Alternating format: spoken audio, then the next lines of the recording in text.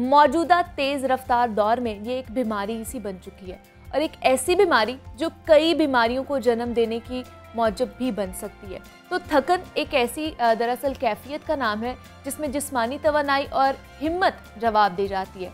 थकावट के शिकार अफराद खुद को ज़हनी और जिस्मानी तौर पर लाचार महसूस करना शुरू कर देते हैं। यूँ सुस्ती और काहली उन्हें घेर लेती है आकर, और आम तासुर यही होता है कि ये थकन सिर्फ काम की ज़्यादती या फिर कमज़ोरी के सबब होता है। लेकिन जनाब, कई मेडिकल, इमोशनल और साइकोलॉजिकल रीजंस भी थकन का बाइस साबित हो सकती हैं। तो थकन की वजूहात क्या होती हैं और हम किस तरह इससे निजात पा सकते हैं, हमारा डाइटरी हैबिट जो है वो कितनी इन्हिसार करती है, इस पर आज हम बात करेंगे। डॉक्टर हिबा उस्मान हमारे साथ मौजूद हैं, क्लिनिकल न्यूट्रिशनिस्ट हैं और स्काइप के थ्रू इन्होंने हमें ज्वाइन किया है। डॉक्टर हिबा, मैं आपको खुश आमदीद कहती हूँ जागो लाहौर में। कैसी हैं आप? अल्हम्दुलिल्लाह, मैं ठीक हूँ, आप ठीक हैं? हाँ जी डॉक्टर हिबा, मैं बिल्कुल ठीक ठाक हूँ। डॉक्टर हिबा, आज हमने बात करनी है थकन, जो कि आप कह लें कि हर कोई इसका शिकार होता जा रहा है। तो हमें बताइए, बच्चे, बूढ़े, जवान इसका शिकार हो रहे हैं, इसकी बुनियादी वजूहात क्या लगती हैं आपको? क्यों ये इतना आम होता जा रहा है कि हर कोई थकावट का शिकार हो जाता है? आयरन डेफिशिएंसी बहुत बहुत बड़ा फैक्टर है ये थकावट का। आयरन डेफिशिएंसी अब क्योंकि ज़्यादातर डाइटरी प्रोसेस और डाइटरी फूड जो है ना, इनके डेली लाइफ में ऐड नहीं हो पा रहे होते।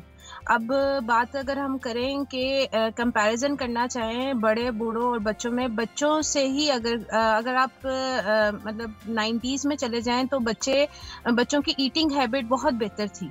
बच्चे अपनी लाइफ में या माएँ बच्चों की लाइफ में हर चीज को ऐड करना पसंद करती थी। तो अगर एक बैलेंस डाइट बच्चों की डाइट में ऐड कर दी जाए तो बच्चों में ये आयरन डेफिशिएंसी नहीं होती। अब आयरन डेफिशिएंसी की वजह से बॉडी में जाहिर सी बात है एक खून की कमी भी एक अलामत आ जाती है। जब ये खून आयरन डेफिशिएंसी से खून की कमी आती है जिस्म के अंदर, तो होता कुछ यूं है कि बॉडी थकावट यानी कि टायर्डनेस शो करती है, वीकनेस शो करती है। तो बच्चे से इसलिए स्टार्ट कर रही हूँ, फिर हम बड़े की तरफ आएंगे। बच्चे में जब आयरन डेफिशिएंसी आती है तो बच्चे के अंदर खेलने की कुव्वत कम हो जाती है। ठीक है, अब वो जब खेलने की कुव्वत कम हो जाती है, काम करने की कुव्वत कम हो जाती है, तो वो अपने आप को लेजी फील करता है। माएँ कहती है नहीं भाई खाओ पियो और बस लेट जाओ, और कोई फिजिकल एक्टिविटी उनकी नहीं रखती। आजकल तो वैसे भी नहीं, कोविड की वजह से स्कूल्स वगैरह बंद कर दिए गए थे पिछले साल भी, और अभी भी 50% ऑन किए हैं। तो उसमें ये होता है कि बच्चों की फिजिकल एक्टिविटी कम होने की वजह से जो वो कैलोरीज टेक कर रहे हैं, अब जाहिर सी बात है फूड इनटेक उनका बहुत ज्यादा जो है डिस्टर्ब हुआ होता है, टाइमिंग्स डिस्टर्ब हुए होते हैं। नाश्ते का टाइम जो होना चाहिए वो उस टाइम पे वो उनको लंच करवा रहे होते हैं, तो वो ये नाश्ते और लंच के दरमियान वाले टाइम को वो मिक्स कर देते हैं।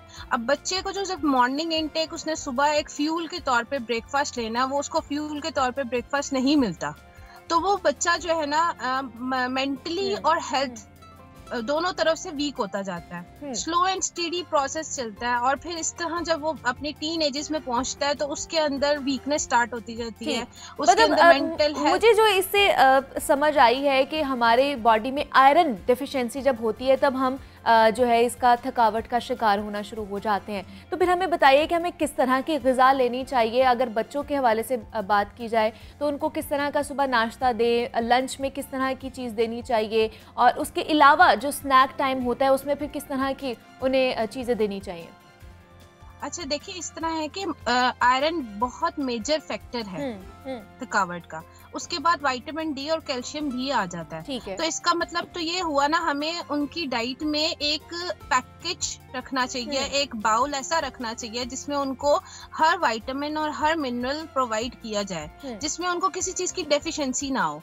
अब एक टाइम आता है कि स्टार्टिंग में हमने वो चीज नहीं ऐड की होती, तो हम 10 इयर्स 12 इयर्स के बाद उनको जो है हम कहते हैं कि इनमें आयरन या हम उनको कैल्शियम या हम उनको विटामिन डी की सप्लीमेंट्स इस्तेमाल करना स्टार्ट करते हैं। जब हम उनकी ग्रोथ ही बेहतर नहीं करेंगे, जब वो बढ़ते हुए जो 7 इयर्स तक उनकी डाइट में कैल्शियम, विटामिन डी, आयरन नहीं ऐड करेंगे, तो फिर जब वो 10 इयर्स क्रॉस करेंगे तो ऑटोमेटिकली उनके जो लेवल्स है वो नीचे ही पाए जाएंगे। उनके अंदर वो एक्टिवनेस नहीं पाई जाएगी। जो एक आप नोट कीजिएगा कि जो गांव के लोग हैं, गांव के बच्चे हैं, आप देखें कि हम लोग बेशक सर्दी में, गर्मी में, हम लोगों को गर्मी भी बहुत लगती है और सर्दी भी बहुत लगती है, बट अगर आप नोट करें कि गांव के बच्चों में उनको परवाह नहीं होती, उनकी इम्यूनिटी लेवल भी बहुत स्ट्रांग होता है और उनकी डाइटरी हैबिट भी बहुत अच्छी होती है।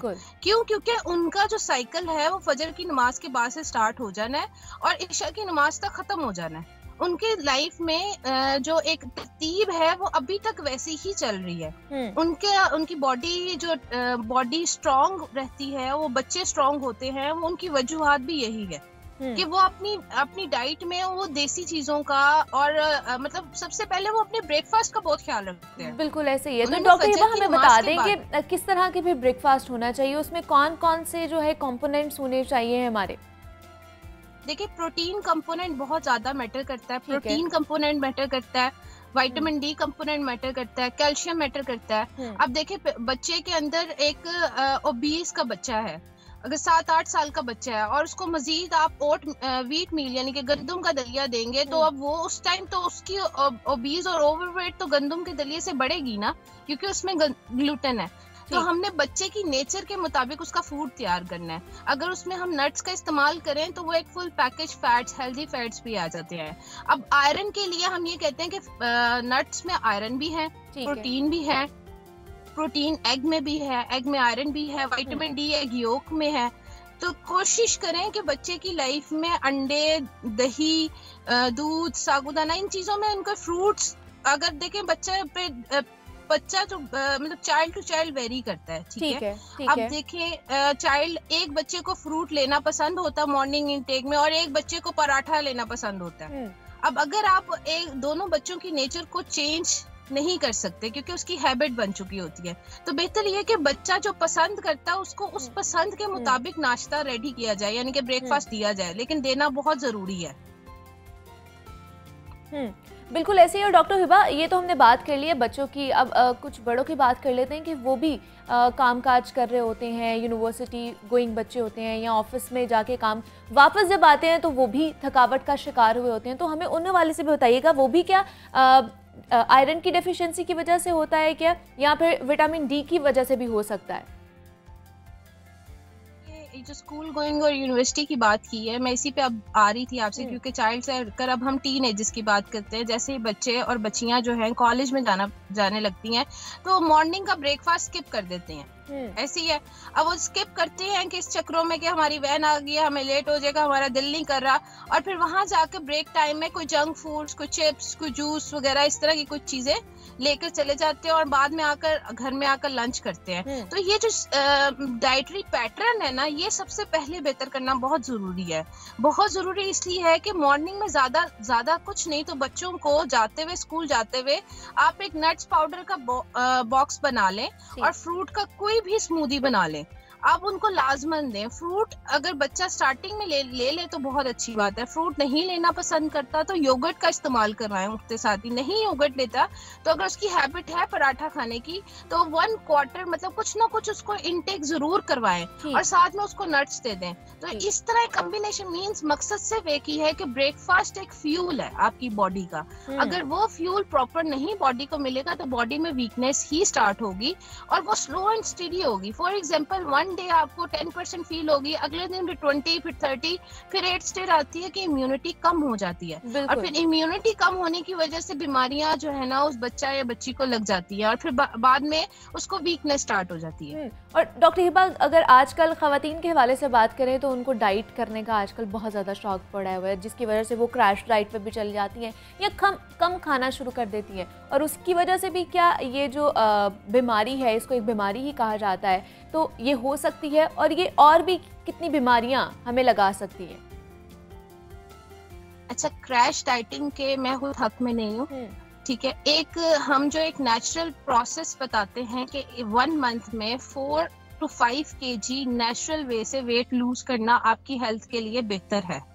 अब देखिए जो चीजें हमारी बॉडी को सूट ही नहीं करती हम वो लेना स्टार्ट कर देते हैं। अल्लाह ताला ने हमारी भी एक मशीनरी बनाई है, उस मशीनरी को एक प्रॉपर चैनल से चलना है। अब अगर हम क्रैश डाइटिंग करते हैं और मिसाल के तौर पे 3 मंथ्स में लोग कहते हैं हमने 25 kg वेट लूज कर दिया क्रैश डाइटिंग करके। अब उसका साइड इफेक्ट बाद में निकलेगा। अब सदाबहार उन्होंने वो चीजें तो नहीं खानी जो 3 मंथ्स में खाई हैं, उन्होंने अपनी डेली, खास तौर पे खवातीन की बात आपने की है, वो अपनी रूटीन में वो चीजें हर टाइम ऐड ही नहीं कर सकती जो उन्होंने क्रैश डाइटिंग में ऐड किया।